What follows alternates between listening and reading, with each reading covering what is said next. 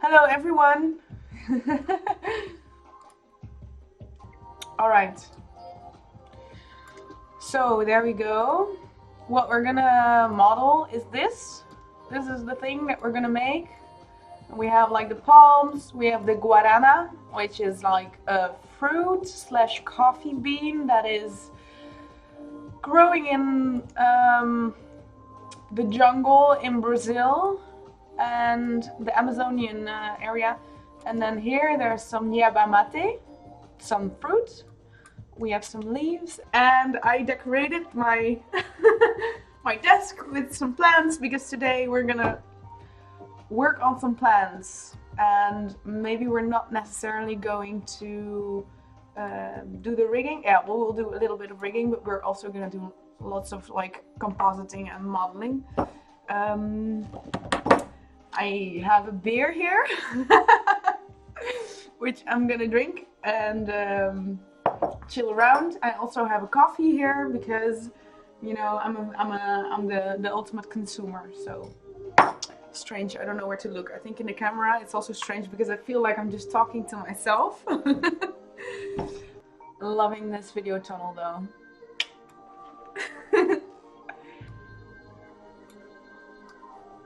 So all the leaves are gonna be nicely organized. I really love chaos, but it needs to be organized chaos. So that's how I create it. It's like intricate patterns of nature and yes. Yes! So let's do it. Maybe I wanna, like later on, I'm probably gonna change the texture so there's a bit more variance in the plant. Because right now it's just one base texture, but if you change the texture in Photoshop and you make sure that like the root is at the same place, you can still, you know, just exchange different leaf types. So what I'm first gonna do is I'm gonna make sure that there's like loops where the leaves start. I think it's this one? Yes. One here, because there's like a leaf coming out here, so everywhere where there's a leaf I want to make sure that there's some loops so that it can bend over there. So let's check if it works. Rotate. Oh my lord, it worked. Yes. Yes. Back to the image to see what we were making again. Okay, so two big ones here, and then they're going to be a little bit bigger, and then the biggest one are here below. Oh, and I didn't put some fern, but there also needs to be like a fern on both sides, which I'm gonna import in a bit. But yeah, it's mostly modeling what I'm gonna do today. Anyway, can be cool. Hey! Just chilling with my fern. Ah! I don't know why it's moving like that so intensely. Yes, this is what we want. So now we can kind of position the, well, we can make the position in a way how we want it. Like if I move them like this one, this is a cool position, but it's a bit too to the side. This can be nice. Let's go with this one for one, and the other one we will make a different one. Baby fern.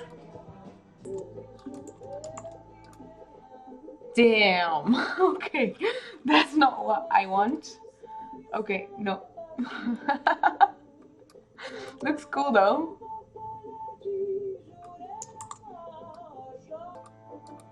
Yeah, with the other fern, like this one. You know, you can move it. Looks really cool. But in Spark or you know in AR it really doesn't work like this, which is a bit sad. Maybe it works in Lens. I think it should work in Lens, but you know how many bones you have to connect in Lens? Like, it's a lot of work. So that's why I'd rather have smaller amount of bones.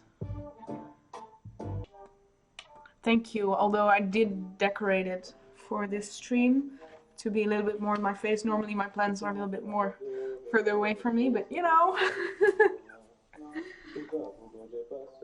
To make it a little bit more lively. It's really cool to check because it's really easy to see if there's like some weight that is not distributed in the right way. So I think weighing is kind of cool because it's like painting, but kind of abstract painting. Like it's jolly gay painting, as you can see.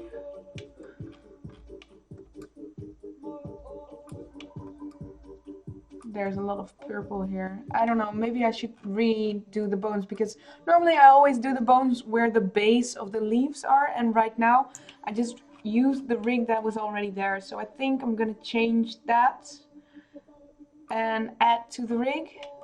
So yes, I'm gonna do that. I mean, this looks really cool. I love these colors. Yeah, so every weight is represents the bone color. So the first bone is red, so this part of the mesh is red, so that's weighted to that bone.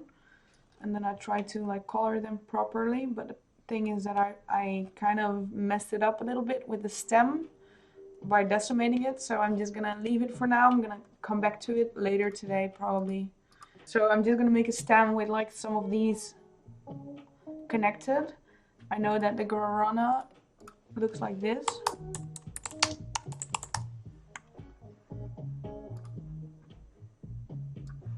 This is literally what it looks like. It's crazy, right? Really crazy. Okay. Cloner. I'm gonna add a random effector, but the random effector standardly comes with a position, but we're gonna change that to not affect the position, but mostly the rotation actually, because then you can like change. Yeah, I'm gonna put this on 360. I think that's like the most random you can get. I don't know. I really love this song. This is a cool song. I hope this will work. Sometimes I just do it by hand because this is like, yeah, it's overlapping and...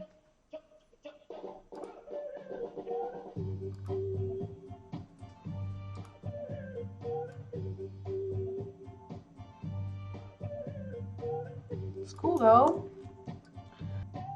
Yeah, about reducing polygons. So what I do oftentimes is something a bit sneaky, but I instance much of it. So I will create this chain and then I will put, instead of these high poly things, I will definitely decimate them too, but then I will put some spheres or something inside the like the export, and then I will replace those in Spark, which keeps the file size down a lot, and you can still work with very complicated meshes.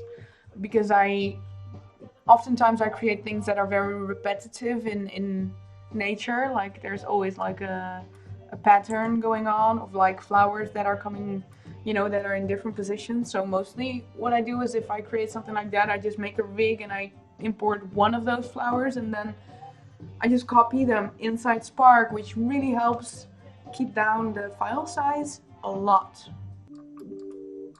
Yeah, I think the Blender toolkit is quite easy to check out. It really is helpful. And yes, about the textures, yes, I definitely do that too.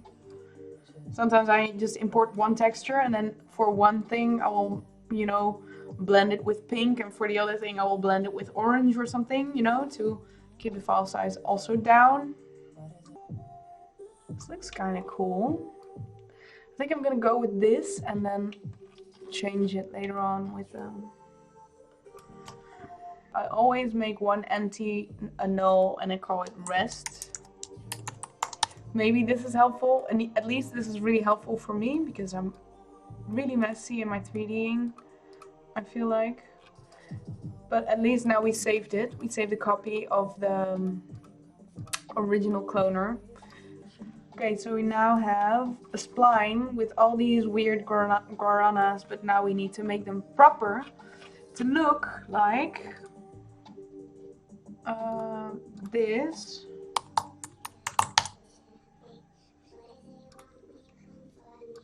Crazy. Crazy. This looks cool though. Yeah, so if I make a really complicated filter, it's always 3.999 for the filter size. We're mainly gonna play with the rotational axis. Whoa, what's happening? Oh, yeah, I know. You know, if you make something visual, it's really enthusing the client or anyone to say, yes, let's go, because we want it. So I think it's helping a lot to have like some nice visualizations. Yeah, this is working. Cool. I really like to order the chaos. Like, it's chaotic, but it's nicely ordered, and it's like ordered. It's like yeah, it's organized chaos. I like organized chaos generally. I did something with like blinking, and it was a crazy thing too. It had like the hands from Guillermo del Toro's movie Pan's Labyrinth. I don't know if you guys saw that movie, but I made an effect with like Pan's hands like that with the eyes, and then if you blink or you look away, like the eyes will always look towards you. It's kind of crazy. I think it's online on my profile. Yes, I wish I made it this year so I can put it on the so I can put it on the Spark AR Halloween thing. I think this is nice compositioning, right? Like this. Maybe this one, maybe the Guarana needs to be a little bit smaller though.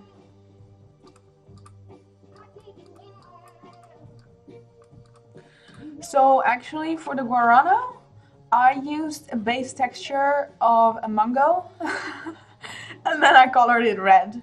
So it used to be a mango, but I completely like changed it. I made it like I extruded it on the inside, but initially this was a mango, and then it already had like a texture map of a mango, but then I completely changed that map, but I still had the UV. Normally what you can also do is create a tileable pattern, like in Photoshop, like a tileable texture. That works also really well. But right here, these are mangoes, to be honest. But I saw someone making a joke in the SparkYR community of like 99% of modeling something in 3D is like orbiting around, and I feel like this is so true. I'm like only orbiting all the time. That was cool. Well, thank you so much for watching my stream on how to rig jungle plants, Brazilian Yerba Mate and Guarana. You know, I did some rigging, I did some modeling, and I hope you all enjoyed it. And I'm trying for the future to do this like at least every other Sunday, and otherwise like as much as possible. But I'm a bit busy, but I really enjoy this, and I'm doing the 3D modeling anyway, so I think this is a good way for me to combine two hobbies. So yeah, thank you so much. I have no clue even how to stop the stream. I think I just have to stop OBS, right? And it was really a pleasure that you were here, and I really enjoyed, having some feedback on what I was doing and some questions. So I will see you next time with the next stream of Rigging with Isabelle.